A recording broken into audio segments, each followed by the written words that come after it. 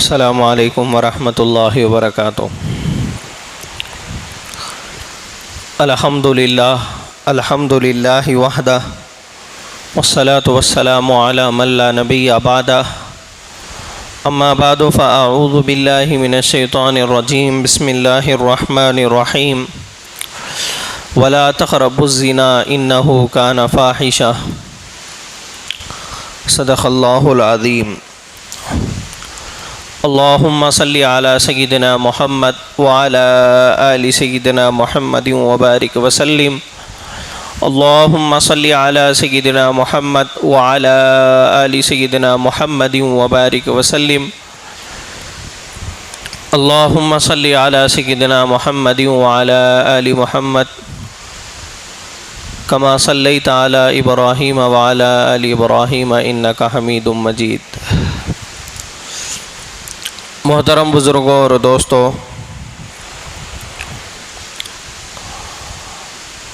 اللہ تبارک و تعالی نے ہم سب کو اسلام جیسی عظیم نعمت عطا فرمائی ہے۔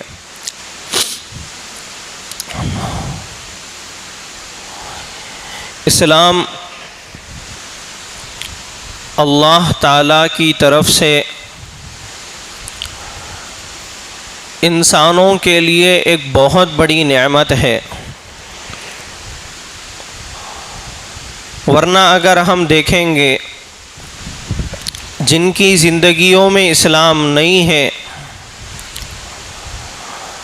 جو اسلامی طریقے کے مطابق اپنی زندگیوں کو نہیں گزارتے، ان کا ماحول، ان کی سوسائٹی، ان کا کلچر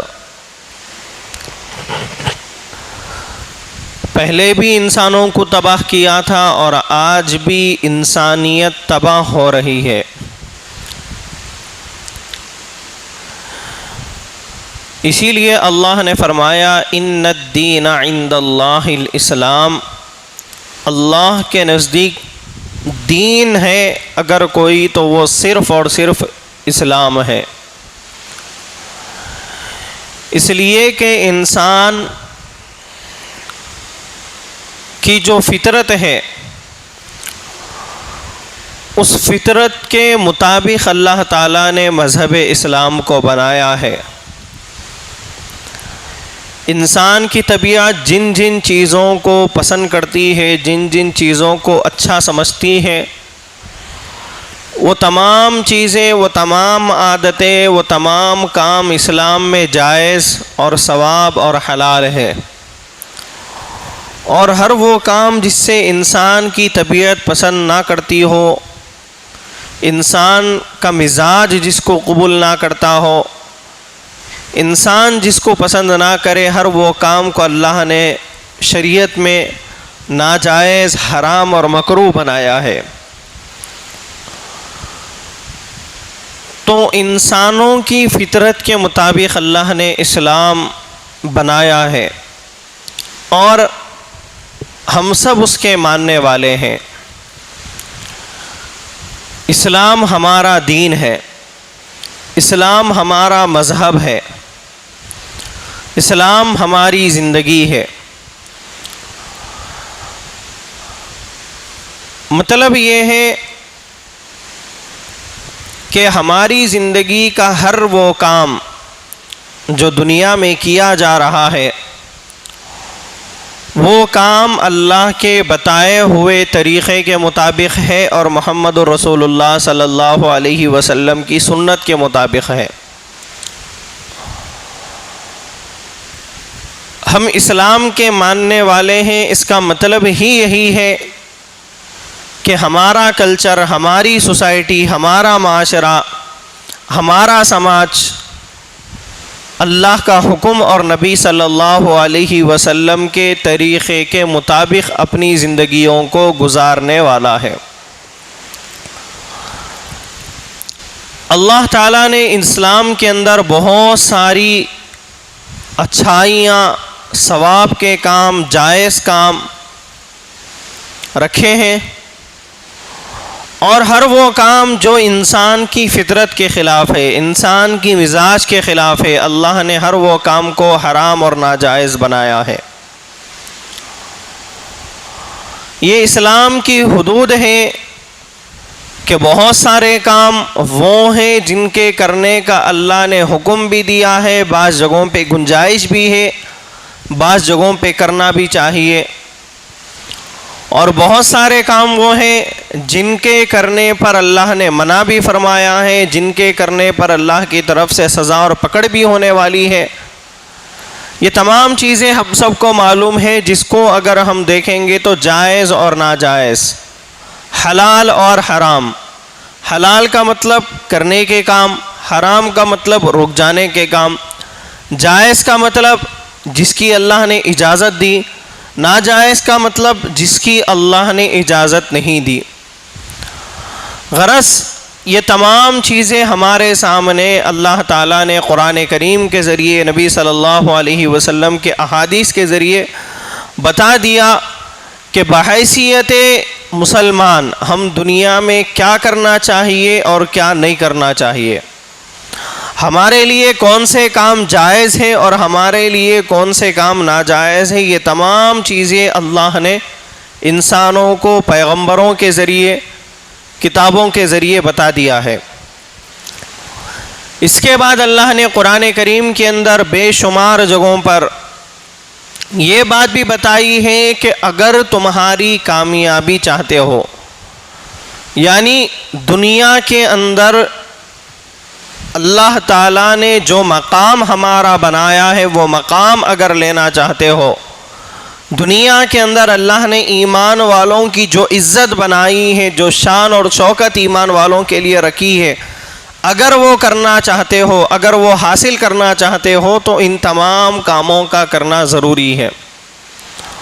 اور اگر ہم اللہ کے حدود کو پامال کریں گے، جائز کو ناجائز بنا لیں گے، ناجائز کو جائز بنا لیں گے، تو اللہ نے فرمایا پھر جو عزت اللہ نے دنیا میں اسلام کی وجہ سے مسلمانوں کو دی ہے، اللہ پھر اسی اسلام کی وجہ سے، اسی اسلام کو چھوڑنے کے جرم میں اللہ تعالیٰ کو مسلمانوں کو ذلت بھی دیں گے۔ اللہ نے خود قرآن میں فرمایا ظہر الفساد فی البر والبحر بما کسبت ایدی الناس، روئے زمین پر جو کچھ فساد برپا ہوتا ہے، جو کچھ مصیبتیں، آفتیں، تکلیفیں ہوتی ہے، بما کسبت ایدی الناس، لوگوں کے اپنے اعمال کا ہی نتیجہ ہوتا ہے۔ لوگوں کے اعمال کیا ہیں؟ تو آج ہم مسلمان ہیں، اسلام کے ماننے والے ہیں، ہمارا عقیدہ بھی ہے، اللہ کا قرآن بھی کہتا ہے، نبی صلی اللہ علیہ وسلم کی احادیث بھی بتاتی ہے، اور ہم تاریخ پڑھیں گے تو اسلام پر چلنے والی قوم دنیا میں کبھی ذلت اور رسوائی کا سامنا نہیں کری۔ اسلام لوگوں کو عزت دیتا ہے، لوگوں کو شان و شوکت دیتا ہے، لوگوں کے سروں پہ حکومت کا تاج دیتا ہے، دنیا کی تمام رونقیں، دنیا کے تمام آرام آسائشیں مسلمانوں کے مقدر میں اسلام ڈالتا ہے۔ ہم تاریخ دیکھیں گے، صحابہ اکرام سے لے کر تابعین، تبع تابعین، بزرگان دین، اولیاء اکرام، یہ جتنے اسلام کے ماننے والے لوگ تھے، اسلام کو جنہوں نے اپنی زندگی بنا لیا تھا، جن کا اٹھنا بیٹھنا اسلام کے مطابق تھا، ہر زمانے میں اللہ نے انہیں عزتیں دی ہے، بہت زیادہ اللہ نے انہیں چمکایا ہے، آنے والے لوگوں کے لیے، آئندہ زمانے کے لوگوں کے لیے ایک نمونہ بنایا ہے۔ ابھی ہم صحابہ کا نام لیتے ہیں تو ہمارے دلوں میں بڑی عزت صحابہ کرام کے بارے میں آتی ہے، ایک دلی محبت ایمانی بنیاد پر ہوتی ہے۔ تابعین کا نام لیتے ہیں تو بڑا ادب ہمارے دلوں میں آتا ہے، تبع تابعین کا نام اگر ہم لیتے ہیں تو ہمارے دلوں میں ایک ادب کا مقام آتا ہے۔ یہ اسلام ہی کی دین ہے۔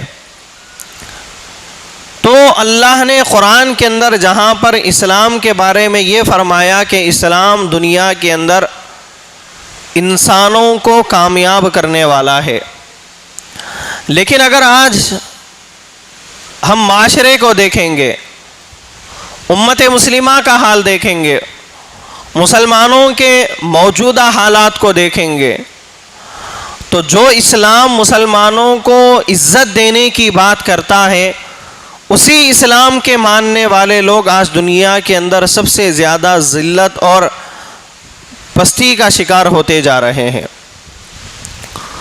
اس کی بہت ساری وجوہات ہیں، ان میں اصل وجہ یہ ہے کہ ہم زبان پر کچھ اور ہے، ہمارا عمل کچھ اور ہے۔ ہم مانتے تو ہیں کہ صرف اللہ ہی بڑے ہیں، اللہ ہی کا ڈر ہمارے دلوں میں ہے، لیکن ہمارے دلوں کی کیفیت یہ ہے کہ ہم غیر اللہ سے بھی ڈر رہے ہیں، دنیا کی مادی چیزوں سے بھی ڈر رہے ہیں، دنیا کی طاقتوں سے بھی ہم ڈر رہے ہیں۔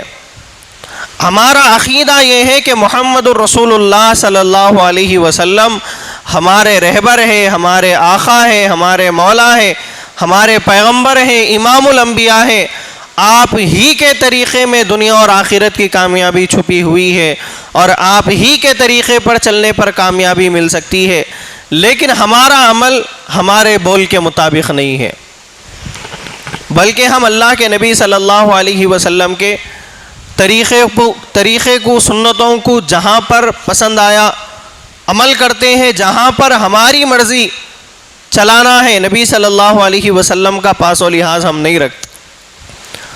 تو غرض آج جو حالات امت مسلمہ کے ہم دیکھ رہے ہیں، اس میں بہت بڑی وجہ یہ ہے کہ ہم زبان پر کچھ اور ہے، ہمارا عمل کچھ اور ہے، جس کی وجہ سے اللہ نے دن بدن ہمیں ذلت والی زندگی دے رہے ہیں۔ وہ عزت جو صحابہ اکرام کو اس دھرتی پر ملی تھی، وہ عزت جو ہمارے اسلاف اور اکابرین کو اس دھرتی پر ملی تھی، آج وہ ہماری نہیں ہے۔ آج ہم ایک رب کا کلمہ پڑھ رہے ہیں، ایک نبی کے مطابق زندگی گزارنے کا دعویٰ کر رہے ہیں، لیکن دن بدن ہمارے حالات خراب ہوتے جا رہے ہیں۔ اس کی وجہ یہ ہے کہ ہم نے اسلام کو چند چیزوں کا نام سمجھ لیا، باقی عملی زندگی میں اسلام ہمارا داخل نہیں ہو رہا۔ یہی وہ وجہ ہے جس کی وجہ سے آج ہم ذلیل و خوار ہیں۔ دیکھیے بہت سارے احکامات ہیں شریعت میں، بہت سارے جائز کام ہیں، بہت سارے حلال کام ہیں۔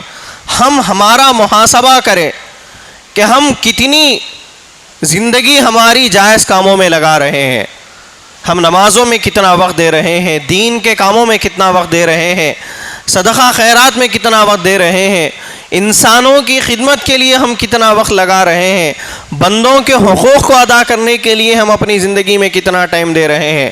اور وہیں پر یہ بھی محاسبہ کرے کہ ہماری زندگیاں، ہمارا معاشرہ، ہماری سوسائٹی کتنے برے کاموں میں لگی ہوئی ہے، ہماری ذاتی زندگی میں کیا کیا برے کام ہو رہے ہیں، ہمارے گھر کے اندر گھر کے جو افراد ہیں ہمارے، ان سے کیا کیا اچھے کام ہو رہے ہیں، کیا کیا برے کام ہو رہے ہیں۔ یہ سب محاسبہ کرنا بحیثیت مسلمان ہم سب کے لیے ضروری ہے۔ تو بتانا یہ ہے کہ آج بہت ساری برائیوں میں ایک برائی اگر ہم ہماری سوسائٹی میں دیکھیں گے، مسلم معاشرے میں دیکھیں گے، ہمارے گھروں کا حال دیکھیں گے، خود ہماری ذات میں دیکھیں گے، ایک ہے پردہ۔ پردہ اسلام کے اندر بہت بڑا ایک اہم جز ہے، اس کے بہت سارے نقصانات ہیں۔ گھر بنتے ہیں پردے کی وجہ سے، گھر اجڑتے بھی ہیں پردے کی وجہ سے۔ لیکن ہم اپنی ذات میں غور کریں کہ میں اللہ کے بتائے ہوئے اس حکم پر کتنا عمل کر رہا ہوں۔ پردہ صرف عورتوں کو کرنا نہیں ہے، ہمارے دماغوں میں یہ بات بیٹھ گئی کہ پردے کا مطلب عورتوں کا کام ہے، مرد کو پردہ کرنا نہیں ہے۔ ایسا نہیں ہے۔ اللہ نے جہاں پر پردے کا قرآن کے اندر حکم دیا، پہلے عورتوں سے زیادہ اللہ نے مردوں کو حکم دیا، اس کے بعد عورتوں کو اللہ نے حکم دیا۔ نظروں کو نیچے رکھنے، جسم کو ڈھانپنے کا حکم اللہ نے عورتوں کو بعد میں دیا۔ اگر آپ قرآن کے اندر پردے کی آیتیں پڑھیں گے تو معلوم ہوگا کہ عورتوں کو جسم ڈھانکنے سے پہلے اللہ نے مردوں کو نظریں نیچے رکھنے کا حکم دیا۔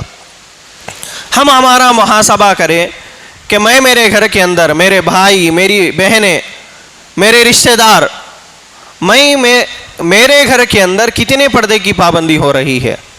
کیا میں میری خلیری بہنوں سے، ممیری بہنوں سے اور بہت سارے وہ غیر محرم رشتے جن سے پردہ کرنے کا مجھے حکم دیا گیا، کیا میں کر رہا ہوں یا نہیں کر رہا؟ پھر اس کی کچھ نہ کچھ خرابی دنیا کے اندر ضرور ہے، یہ سوچنا چاہیے۔ آج مسلم معاشرے کے اندر سے پردہ بالکل ختم ہوتا جا رہا ہے۔ ہم پردہ جیسا لفظ سنتے تو فوراً یہ بات دماغ میں آتی کہ باہر کی غیر محرم عورت نہیں، بلکہ گھر کے اندر کی جو غیر محرم عورتیں ہیں ان سے پردہ کرنا ضروری ہے۔ ہماری بیوی، ہماری بہن، ہماری ماں، ہماری بیٹی اپنے خلیرے بھائیوں سے کتنا پردہ کر رہی ہے، ممیرے بھائیوں سے کتنا پردہ کر رہی ہے، دوست بھائی کے دوستوں سے، ابا کے دوستوں سے کتنا پردہ کر رہی ہے، یہ سوچنا چاہیے۔ یہ بہت بڑا عمل ہے۔ بے پردگی ایک ایسا گناہ ہے جس کی وجہ سے انسان کی روزی کی برکت ختم ہو جاتی ہے۔ ایک صحابی رسول اللہ کے نبی صلی اللہ علیہ وسلم کے پاس اپنی روزی کی شکایت لے کر آئے تھے، تو اللہ کے نبی صلی اللہ علیہ وسلم نے انہیں یہ بتایا کہ تم پہلے اپنے گھر کا پردہ سیدھا کرو، اللہ تعالیٰ ضرور روزی میں برکت دیتے ہیں۔ آپ دیکھیں ہمارے گھروں کا حال کیا ہے۔ کیا وہ پردہ جو اللہ کے نبی صلی اللہ علیہ وسلم ہمیں دیے، ہمارے اکابر اور اسلاف نے ہمیں دیا ہے، وہ پردہ آج میری زندگی کے اندر ہے یا نہیں ہے؟ میں باہر کی عورتوں سے، کتنے غیر محرم عورتوں سے میرے تعلقات ہیں، میرے گھر کی وہ غیر محرم عورتیں ہیں جن سے پردہ کرنا میرے لیے ضروری ہے، ان سے میرا کیا رویہ ہے؟ کیا میں پردہ کر رہا ہوں یا نہیں کر رہا ہوں؟ اسی طریقے سے میری گھر کی عورتیں ہیں، میری ماں ہے، میری بیٹی ہے، میری بہن ہے، میری بیوی ہے، یہ میری گھر کی عورت کتنا اسلام کے اس حکم پر عمل کر رہی ہے؟ آج زمانے کا جو بگاڑ بنتا جا رہا ہے، اس کے نقصانات جو دکھتے جا رہے ہیں کہ مسلم بچیاں غیروں کے حوالے جاری، مسلم بچیاں ادھر چلے جا رہی، ادھر چلے جا رہی، یہ جو رونا ہمارا ہے، اس کی سب سے بڑی وجہ یہ ہے کہ ہم اپنے گھر کے اندر خود پردہ کرنا نہیں چاہتے، تو ہماری اولاد کہاں سے پردہ کریں گی؟ ہم خود اپنی نگاہوں پہ کنٹرول کرنا نہیں چاہتے تو ہماری بہن کو اپنی نگاہوں پہ کنٹرول کریں گی۔ ہم خود بحیثیت باپ اپنی جوانی کی حفاظت نہیں کر سکتے تو آپ کی اولاد کیوں اپنی جوانی کی حفاظت کریں گی؟ یہ سوچئے آپ کتنا اسلام پر عمل کر رہے ہیں، اور وہی آپ کی گھر کی بیٹی، وہی آپ کی گھر کی بہو، وہی آپ کی گھر کی بہن جب کسی اور کے پاس چلے جاتی ہے، کسی اور کے حوالے ہوتی ہے، تو آپ جوش میں آ جاتے ہیں، جذبے میں آ جاتے ہیں، غصے میں آ جاتے ہیں۔ تو یہ جذبات کچھ کام آنے والے نہیں ہیں۔ مصیبت آنے کے بعد، نقصان ہونے کے بعد کچھ بھی کام ہونے والا نہیں ہے۔ آج مسلم قوم کی بیٹیاں محفوظ نہیں ہیں، اس کی وجہ یہ ہے کہ گھر کے ذمہ دار صحیح نہیں ہے۔ ہمارے گھر کے اندر خود ہم ہی شریعت پہ عمل کرنے تیار نہیں ہیں۔ ہم اپنی بیٹی کو کیا پردے کا حکم دیں گے، خود ہماری بیوی کا برقع صحیح نہیں رہتا۔ ہم ہماری بہن کو کیا پردہ سکھائیں گے، خود ہماری بیوی کا، ہماری ماں کا برقع صحیح نہیں رہتا۔ تو جب ہم خود ہماری گھر کی عورتوں کو صحیح اسلام پہ نہیں لا سک رہے، تو پھر ہمارے گھر کی عورت جب ہمارے ہاتھ سے نکل کے دوسرے کے ہاتھ میں چلے جاتی، اس وقت جو ہے خون کے آنسو رونے کے بجائے کوئی ہمارے پاس چارہ کار نہیں ہے۔ سمجھیے اس بات کو، پردہ بہت اہم عمل ہے۔ اللہ کے نبی صلی اللہ علیہ وسلم کے پاس صحابی آ کے پوچھے کہ اللہ کے نبی صلی اللہ علیہ وسلم کیا دیور سے بھی پردہ کرنا چاہیے؟ تو اللہ کے نبی نے فرمایا دیور تو بہت بڑا زہر ہے زہروں میں سے۔ باہر کے غیر محرم رشتوں سے اتنا نقصان بعد میں ہوتا جتنا زیادہ نقصان دیوروں سے ہوتا، لیکن کیا ہماری گھر کی بہنیں اپنے دیوروں سے پردہ کرتی؟ کیا ہماری مائیں اپنے دیوروں سے پردہ کرتی؟ کیا ہماری بیٹیاں جن کو ہم ان کے سسرال میں بھیجے دیوروں سے پردہ کرتی؟ سمجھنے کی ضرورت ہے، کیا ہم خود اس کے اوپر عمل کر رہے یا نہیں کر رہے؟ آج یہی بے پردگی کا نقصان ہے۔ آپ اپنے گھر کے اندر خود پردہ کرنے تیار نہیں ہیں، گھر کی عورتوں کو پردہ کرانے تیار نہیں ہیں، وہی ماحول لے کے جب آپ کی بچی کالج کو جا رہی، یونیورسٹی کے اندر جا رہی، باہر کمانے کے لیے جا رہی، تو جب گھر کا ماحول نہیں ملے گا تو باہر کا ماحول خود بخود اثر کریں گا. تو بچی جو ہے گھر کے ماحول کے غلط ملنے کی وجہ سے جو ہے باہر بچی جو ہے بگڑ جاتی. اب اس کے بعد وہ بچی کے اوپر ماں باپ خود دین کے پابند نہیں ہے, ماں باپ کو خود شریعت نہیں معلوم, ماں باپ خود نہیں چاہتے کہ دین کے اوپر عمل کرنا, تو بیٹی کیوں عمل کریں گی؟ تو آٹومیٹک جو ہے پھر نقصان کی طرف مسائل پیدا ہوں گے کہ مسلم بچی جو ہے ایک مسلم بچے کے ساتھ بھاگ رہی, مسلم بچی ایک غیر مسلم کے ساتھ بھاگ رہی. اب اس کے بعد جوش میں جا کے, جذبے میں جا کے مارم توڑی کرنا, یہ سب کہاں تک ہے؟ ابھی دیکھیے حیدرآباد کے اندر کل ایک واقعہ ہوا, کل پرسوں رات میں پورا نیشنل میڈیا جو ہے اس کو کور کرا کہ دیکھو ایسا ہوا, ایک مسلم بچی غیر مسلم کے ساتھ بھاگی تھی, تو اس کے بھائی جوش میں آ کے, جذبے میں آ کے جا کے جو ہے روڈ کے اوپر مار دیے. تو وہ کرنے سے پہلے آپ اگر خود اپنے گھر کے اندر اپنی بہنوں کو, اپنی بیٹیوں کو, اپنی بیویوں کو, اپنی ماؤں کو اگر آپ اسلام سمجھائیں گے, صحیح پردہ بتائیں گے, تو وہ نوبت آپ کو نہیں آتی. کیا ہوا اس کا نتیجہ؟ ایک تو بہن بھی گئی ہاتھ سے, خود کی زندگیاں بھی برباد, قانون توڑنے کے جرم میں جو ہے پھر جیلوں میں پھنسنا پڑا. ویسے حالات ہم سب کے بنے ہوئے ہیں. اگر ہم ہمارے گھر کا اور خاندان کا سروے کریں گے تو ہر گھر کا مرد, ہر گھر کی عورت میں اکثر ایسے لوگ ہیں جو شادی شدہ ہیں پھر بھی زنا میں لگے ہوئے ہیں, شادی ہونے کے بعد بھی زنا کے کاموں میں ہے. بہت سارے مرد ہیں اور بہت ساری خواتین جو ہمارے گھروں کی باہر نہیں آتی, گھروں کے اندر رہتی, دیکھنے میں ظاہری طور پہ پردہ ہے. بڑے بڑے دیندار گھرانوں کے خواتین کی بھی ایک رپورٹیں سامنے آتی کہ وہ لوگ شادی شدہ ہونے کے باوجود بھی جو ہے زناکاری کے گناہ میں ہیں. اب جب بڑوں کا حال یہ ہے تو گھر میں رہنے والے نوجوانوں کا حال دیکھو, چاہے وہ بچے ہو یا بچیاں, ان کے موبائلوں کے اندر کیا حال چل رہا, ان کے غیر محرموں کے ساتھ کیا تعلقات ہے. تو ان سب کی وجہ اگر ہم دیکھیں گے یہ سب کیوں ہو رہا, مسلم قوم کی بیٹیاں اسلام کو چھوڑ کے, اسلام سے بیزار ہو کے جانے کی وجہ کیا ہے, کیوں وہ لوگ اسلام سے اتنا متنفر ہو جا رہے؟ اس کی بڑی وجہ یہ ہے کہ ہم بحیثیت مسلمان ہمارے گھروں کے اندر جو ماحول بنانا چاہیے تھا وہ ماحول ہم نہیں بنا رہے. ہم ہمارے گھر کی عورتوں کو پردے کے اندر لانا نہیں چاہ رہے, ہمارے گھر کے مردوں کو پردے کے اندر لانا نہیں چاہ رہے. اس کی وجہ یہ ہو رہی کہ جب ہم گھر کے اندر ماحول نہیں دیں گے تو باہر کے ماحول سے آٹومیٹک ہمارے گھر کے لوگ متاثر ہوں گے. آپ دیکھیے, اگر میری بات سمجھ میں نہیں آ رہی, آپ کے گھروں کا سروے کیجئے, آپ کے خاندان, آپ کے بھائی, آپ کی بہنوں کے گھروں کا حال دیکھیے.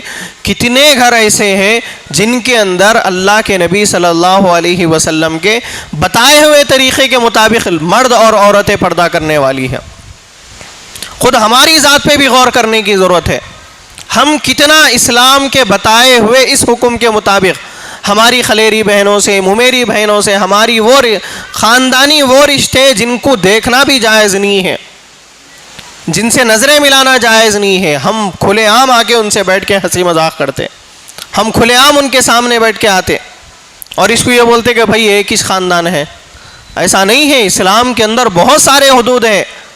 ایک بیٹی ہے گھر کے اندر, باپ اور بھائیوں کے علاوہ ہر رشتہ اس کے لیے جو ہے غیر محرم کا ہے, چاچائیں تائیں چھوڑ کے, ماموں چھوڑ کے. لیکن کیا ہماری بیٹیوں کو ہم ایسے رشتے یہ پردہ کراتے؟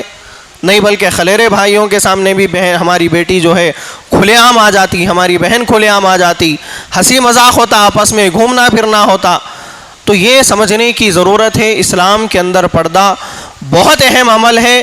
یہ جو مسلم قوم کی بیٹیاں, جو رپورٹیں آ رہی لاکھوں کی تعداد میں مسلم قوم کی بیٹیاں اسلام کو چھوڑ کے غیروں کے حوالے ہو رہی ہے, اس کو روکنا اگر آپ چاہ رہے تو سب سے پہلے آپ اپنے گھر کے مردوں اور عورتوں کو شرعی حدود کا پردہ بتائیے. ایک بات یہ بھی ذہن میں رکھیے کہ برقع جو پہنایا جاتا خواتین کو, وہ کیوں پہنایا جاتا؟ ان کے جسم کی زینت کسی کے سامنے ظاہر نہیں ہونا. برقعے کا مطلب ہی یہ ہے.